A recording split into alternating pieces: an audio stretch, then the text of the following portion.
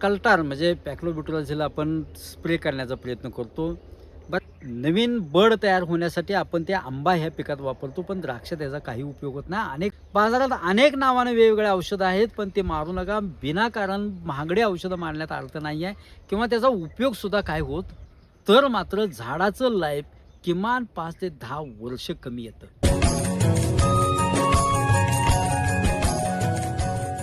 नमस्कार द्राक्ष बाजार बंधूंनो, मी विजय कुमार तासगाव यश ॲग्रोला पुन्हा एकदा आपल्या सगळ्यांचं कमीत कमी खर्चात दर्जेदार उत्पादनासाठी जो संवाद आहे, त्या संवादात आपल्या सगळ्यांचं स्वागत करतो.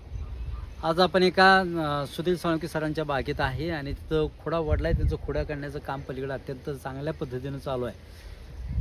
पुन्हा एकदा वाटलं की आपल्याला खोडा काढायचा नाही आणि खोडा पुन्हा बागेत येऊ नये अशा पद्धतीनं काय काम करावं ह्या विषयावर मी बोलतो आहे. बऱ्याच वेळा आपण कल्टार म्हणजे पॅक्लोब्युटॅलॉझिल आपण स्प्रे करण्याचा प्रयत्न करतो. बऱ्याच वेळा अनेक औषधं त्या बागेत अशी दिलेली आहेत की बागेला औषध मारलं की आपल्याला खोडा पुन्हा करायला लागत नाही. अशी बऱ्याच वेळा अशी औषधं आपल्याला रिकमेंड केली जातात. बागायत मित्रांनो, कल्टारविषयी मी आपल्याला सांगतो. कल्टार बागेला मारायचं औषध नाही. ते जर्मिनेशन नवीन बड तयार होण्यासाठी आपण ते आंबा ह्या पिकात वापरतो, पण द्राक्ष त्याचा काही उपयोग होत नाही. अनेक प्रकार आपण त्याच्यावर प्रयोगशील आपण बऱ्याच वेळा त्याच्यावर काम करण्याचा प्रयत्न केला आहे. म्हणजे कल्टार जमिनीतून सोडून बघितले, कल्टार स्प्रेला घेतले, कल्टार 200 लिटर पाण्याला 200 ml घेतले, कल्टार 200 लिटर पाण्याला 50 मिली घेतले. बऱ्याच वेळा असे प्रयोग आपण स्प्रेला आणि जमिनीतून एकरासाठी आपण करण्याचा प्रयत्न केला आहे. परंतु त्यातून ठोस असं नेमकं प्रमाण किंवा त्यासाठीचं काम कल्टारचं द्राक्ष बागेवर आहे असं अजिबात वाटत नाही आहे. तरीसुद्धा जर कल्टार आपण 200 लिटर पाण्यासाठी 50 मिली किंवा जास्तीत जास्त 60 मिलीपेक्षा जास्त जायचं नाही असा जर एक स्प्रे घेतला तर खोड्याला थोडाफार फरक पडतो. थोडाफार म्हणले, खोडा वाढायचा थांबतो अशातला अजिबात भाग नाही आहे. खोडा हा वाढतोच. बाजारात अनेक नावाने वेगवेगळे औषधं आहेत, पण ते मारू नका. विनाकारण महागडी औषधं मारण्यात अर्थ नाही आहे किंवा त्याचा उपयोगसुद्धा काय होत नाही आहे. त्यामुळं अशा केमिकल्सवरती प्रचंड खर्च होतो, तो कमी करण्याचा प्रयत्न करा किंवा करूही नका. फार तर कल्टार 200 लिटर पाण्यासाठी 50 मिलीचा एखादा स्प्रे आपण देऊ शकू, फार मोठा फायदा होईल अशातला भाग अजिबात नाही. पण अशा केमिकलचा तोटा मात्र प्रचंड आहे. जर अशी केमिकल आपण समजा आपण वापरायचा प्रयत्न केला आणि मारलीच तर मात्र झाडाचं लाईफ किमान 5 ते 10 वर्ष कमी येतं, 100% कमी येतं. कारण आपण तसे काही झाडांच्यावरती आपण ड्रेचिंग केलं, 1 लिटर पाण्याला 1 मिलीनं स्प्रे घेतले, झाडं पुन्हा फुटत नाहीत, झाडं उडी होत आहेत, झाडं वाढत आहेत. त्यामुळं अशा केमिकलचा वापर मेहरबानी करून अजिबात करण्याचा प्रयत्न करू नका. मग ह्याच्यावरचा उपाय अत्यंत चांगला असा आहे, आपण आता ह्या बागेत आहे, ह्या बागेला सुद्धा गेल्या वर्षी आपण कल्टार देण्याचा प्रयत्न केला, वेगवेगळे प्रयोग करण्याचा प्रयत्न केला, कडच्या झाडावरने आपण ड्रेचिंग करण्याचा प्रयत्न केला. अजिबात नाही, उलट झाडं ज्यादा ड्रेचिंग जिथं केलं आपण कल्टारचं तिथं मात्र झाडं जळलेली आहेत, एवढं मात्र नक्की आहे. आता इथं हे खोडा वाढला आहे,